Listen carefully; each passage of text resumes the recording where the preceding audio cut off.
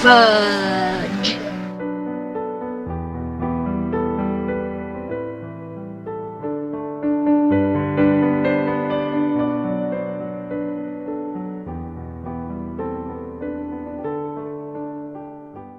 Santa Claus the Movie, or Santa Claus, as it's referred to as in the movie. To get an accurate view of the history of St. Nick, we have to step back and take a look at the historical stories surrounding Santa himself. In the 4th century, the Greek Christian bishop of Myra, St. Nicholas, was famous for giving gifts to the poor, and was depicted as a man with a long white beard and long robes. Later, in the 13th century, the Germanic god Odin, who had many children of his own, was depicted very similar to St. Nicholas and Myra, and soon stories of Odin's 8-legged horse were tied to the stories of St. Nick's reindeer, further evolving his character. In fact, it wasn't even until the 17th century that Father Christmas, as he was called at the time, put together the image that is widely used today. And of course, not one of these facts are covered in the film. Up until this point, Santa Claus's character has been diminished by Hollywood and made into somewhat of a clown, with the help of movies like Santa Claus vs. the Devil and Santa Claus Conquers the Martians, not to mention both were awful.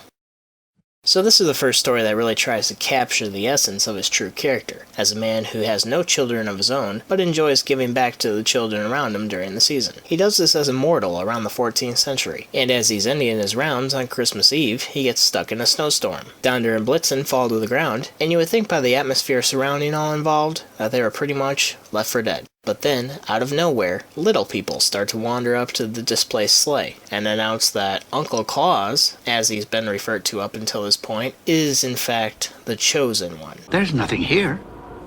Look again.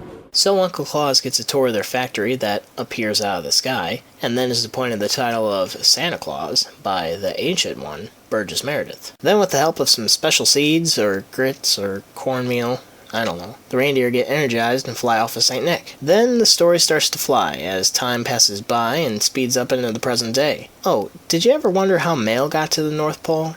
Well, it just takes off. Just like that. Along the way, Santa's wife, of all people, decides that he needs to change the rules of gift giving, so only good children get gifts. This news comes from the fallout of reading a letter about a little boy who likes to terrorize the family cat. There are some pretty funny parts in the film, like when Santa takes personal offense to a poem that's been written about him. That shook when he laughed like a bowl full of jelly. What? And all the elves' toys get stamped with a little elf-made logo.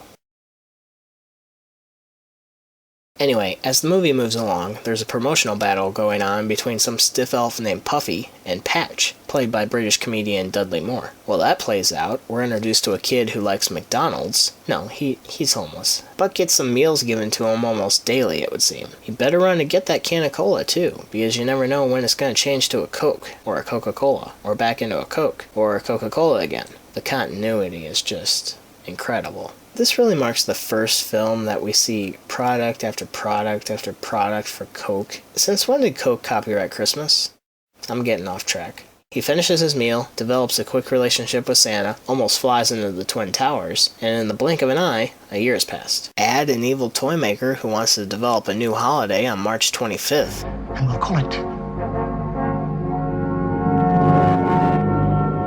Christmas 2! And a confused elf who wants to make people fly, but all in an effort just to earn his place along Santa's side, and it makes for an interesting story. Overall, Santa Claus the Movie is an interesting tribute to a character that all of us have grown up with. And behind the colorful costumes, mediocre script, and historical inaccuracies, will always have a special place in the hysteria that is the holiday viewing season. Christmas 2?